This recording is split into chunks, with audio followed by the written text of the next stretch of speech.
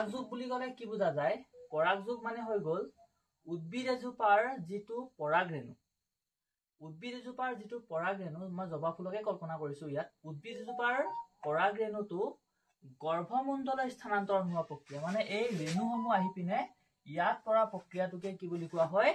পৰাগযোগ বুলি কোৱা হয়। এতিয়া ইয়াৰ পৰা ইয়ালৈ যাব কেনেকে?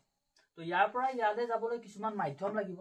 যেনেকে মাধ্যম বুলি ক'লে প্ৰধানকৈ বতাহ হ'ব পাৰে বা ভুমুৰা, মৌমাখি বা তেনেকুৱা ধৰণৰ কীট পতংগ হ'ব পাৰে, যিবিলাক আহি ফুলত পৰে, যাৰ ফলত তেহেঁতৰ ঠেঙত সেই ৰেণুবিলাক লাগি ধৰে, আৰু লাগি ধৰাৰ ফলত কি হয়? সেই ৰেণুবিলাক গৈ পিনে এই গৰ্ভমণ্ডলত লাগি ধৰে, আৰু তাক সেই প্ৰক্ৰিয়াটোকে পৰাগযোগ বুলি কোৱা হয়। এতিয়া পৰাগযোগ দুই প্ৰকাৰৰ থাকে, এটা হৈ গ'ল স্বপৰাগযোগ, আনটো হৈ গ'ল ইতৰ পৰাগযোগ প্ৰক্ৰিয়া।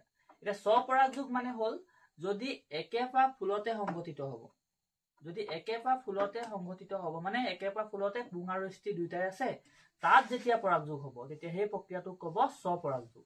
আৰু বেলেগ বেলেগ ফুলৰ মাজত সংঘটিত হ'ব, মানে একে প্ৰজাতিৰ বেলেগ বেলেগ ফুলৰ মাজত যদি হ'ব, সেই প্ৰক্ৰিয়াটোক ক'ব ইতৰ পৰাগযোগ। মানে দুজোপা বেলেগ গছ আছে, একে প্ৰজাতিৰ আছে, আৰু তাৰ মাজত যেতিয়া পৰাগযোগ হ'ব তাক কোৱাব ইতৰ পৰাগযোগ প্ৰক্ৰিয়া।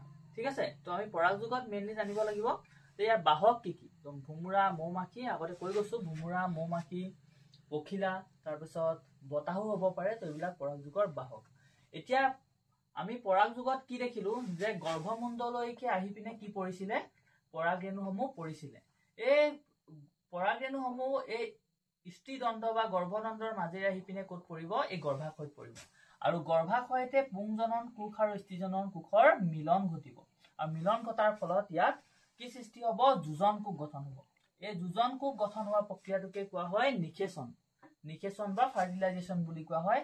আৰু এই নিষেচনৰ ফলতে কি সৃষ্টি হয়? ভ্ৰূণ সৃষ্টি হয়, আৰু ইয়াতে পাছত গৈ বীজলৈ ৰূপান্তৰিত হয়।